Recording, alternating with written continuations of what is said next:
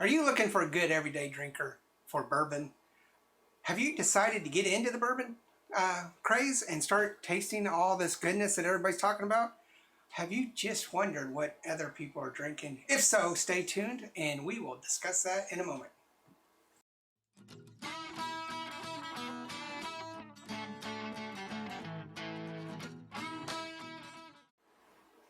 Cheers, everybody. I'm so glad you're here today. It is a wonderful day.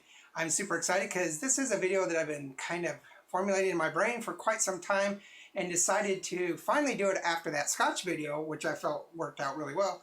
And that is how to get into bourbon, or what kind of bourbon you should drink if you're not one of those gung-ho bourbon warriors.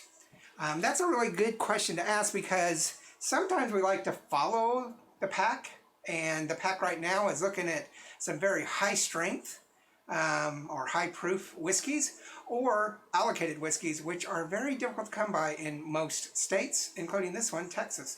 But if you're lucky enough to be in a state that has allocated at a reasonable amount MSRP, then good for you and all the more power for buying those. But I want to show you some things that you might have missed and come over and just bypass. So let's talk about some of these that we have that are great for you to drink and pick up, and as an everyday drinker, if you're not into that really high proof stuff. So today I'm drinking Smoke Wagon. Smoke Wagon was readily available for a long time. It's from Las Vegas distillery, I believe, or Smoke Wagon distillery. I don't know, I have several from Las Vegas, but was really available. And actually, when it first came out, it wasn't that popular, and then suddenly it hit a boom. And for a long time, you couldn't find any Smoke Wagons at all, anywhere. Now you can find them in most stores, especially here in Texas, where allocation is kind of a touchy subject with the three-tier system, and that is where the allotment of whiskey to our stores is very controlled and very limited.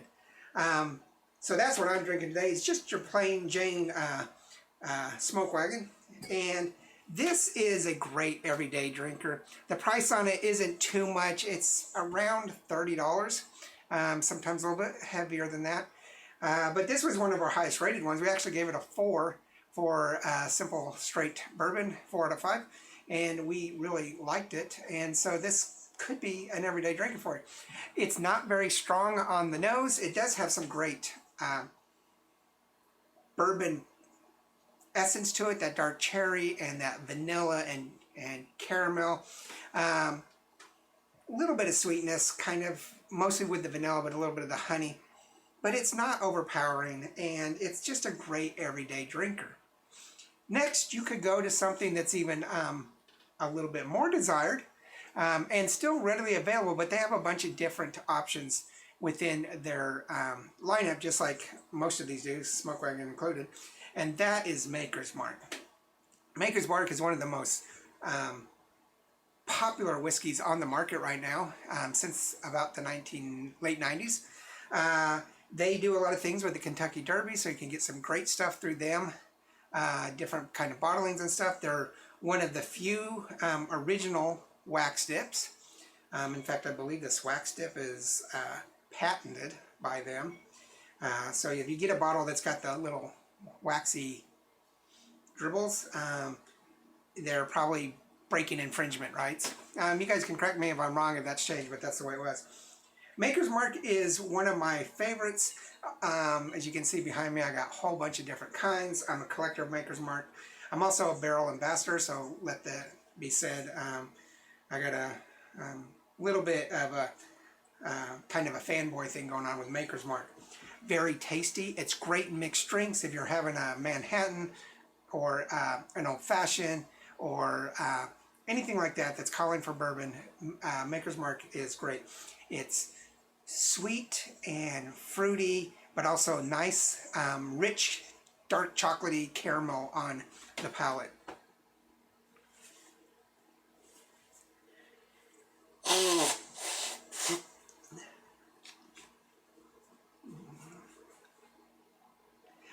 Your next offering could be a little bit more difficult to find if you are in states that are allocated, because this one is not necessarily allocated, but it is part of a brand that is, and so it's a little bit difficult to pick this up, and that is your Russell's. Russell's is from Wild Turkey. This is the reserve 10-year.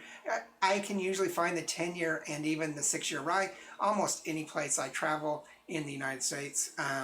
On the shelf, because it's not quite allocated, but they do boost the price every once in a while because a lot of Russell stuff is allocated.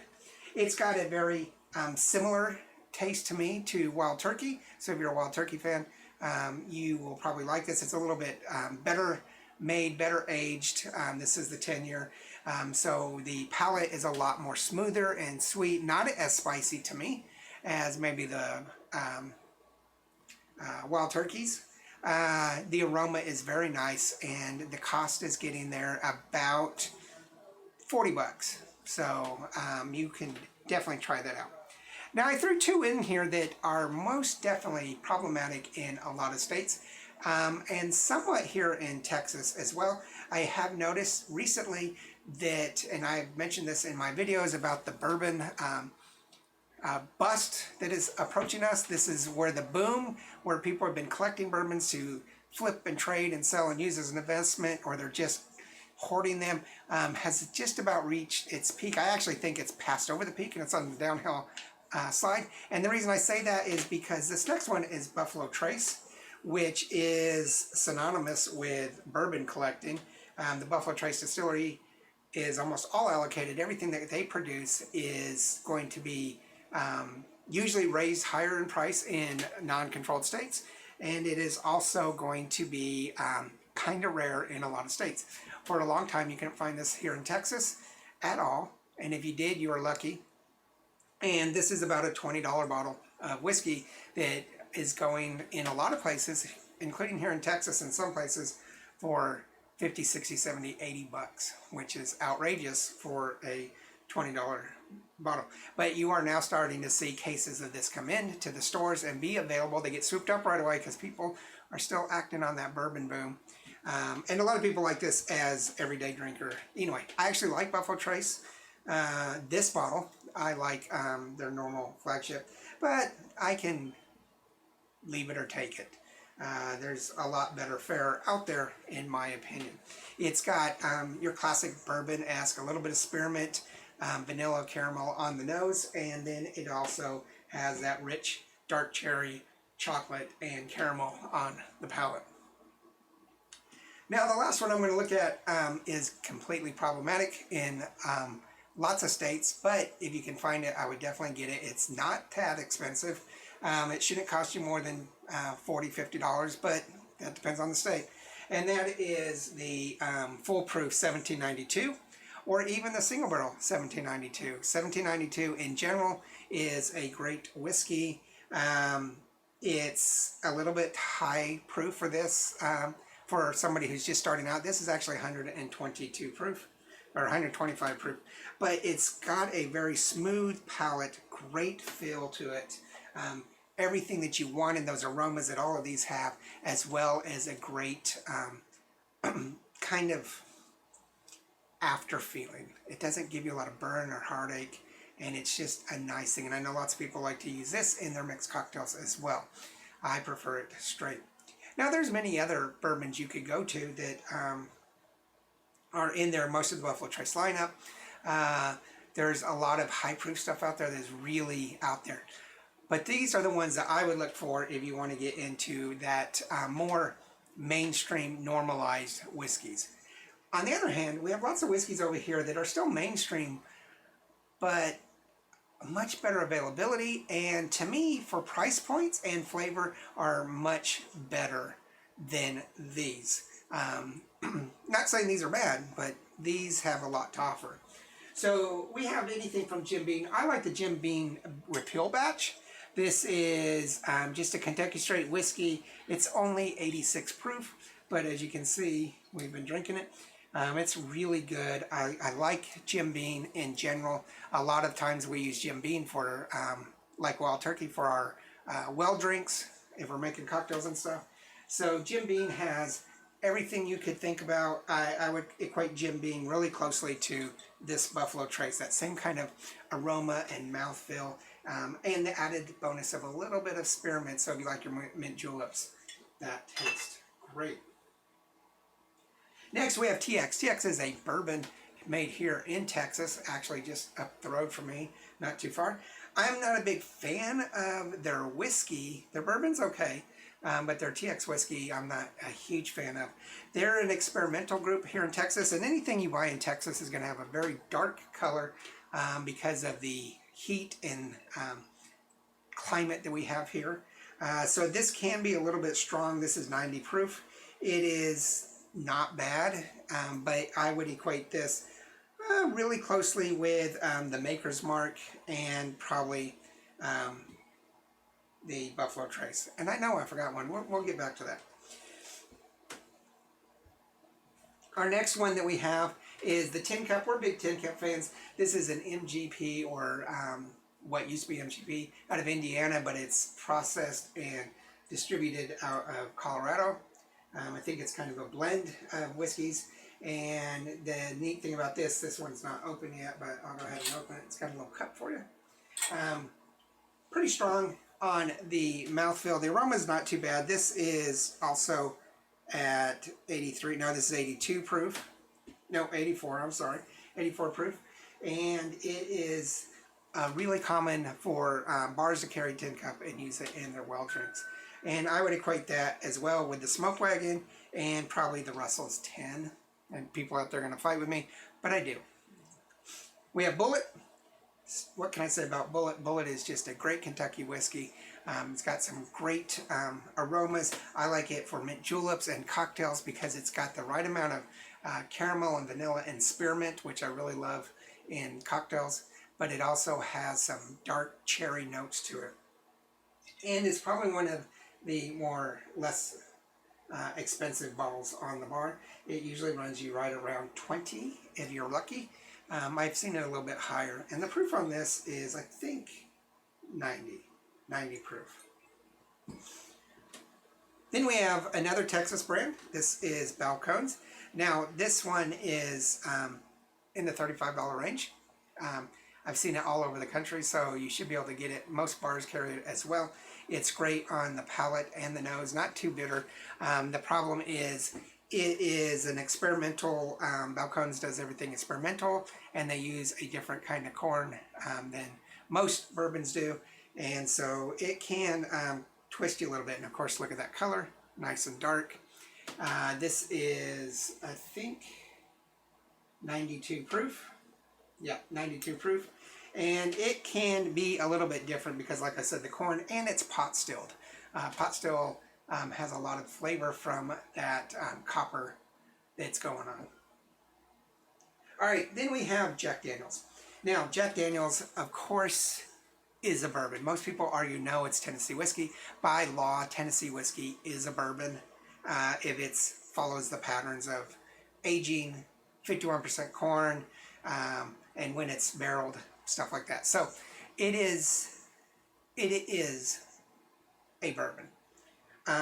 Gets a lot of hate. It's funny. It used to be under 20 bucks, about 15 bucks. Now it's up to about 35. So people have rediscovered Jack Daniels just because of all the offerings. They have some really cool offerings out there. One day we'll do a video on all my Jack Daniels. I got about 25 different variations. I'm a big Jack Daniels fan, and so lots of things to offer. But unlike most bourbons, this one is charcoal filtered through vanilla oak, I believe, sweet vanilla oak, and it is going to be filtered in a way none of these others are. That's called the Tennessee filtration process, and it gives a little bit different flavor to it, and I think that's why some people don't like it, because it's a little bit more raw and I don't know, bitter in some ways, but it's probably the most classic whiskey to have with cocktails. Just Jack and Coke, probably the most famous. And it is one of the most distributed, sold whiskeys in the world. I think it's ranked number 3 or 4. So you can't really go wrong with that if you do like to just have an everyday drinker. Now I did leave one off here. And because this is, to me, an abnormality in bourbon, and that's the McKenna 10. I absolutely love this. It's fabulous. It's great on the mouth, great on the palate, with strong sense of caramel, vanilla, a little bit of nuttiness to it, dark fruits. I get a little bit of almost pear with it as well. And the aroma is spectacular. I'm getting that dark chocolate, spearmint, a little bit of fruitiness to it. And this would by far, on the table here, be my everyday drink. The problem is, this is a $30 bottle, $35 bottle, that is really going for places that it's just almost downright criminal. I've seen this for $400, $500, $600, and this is like a $30 bottle.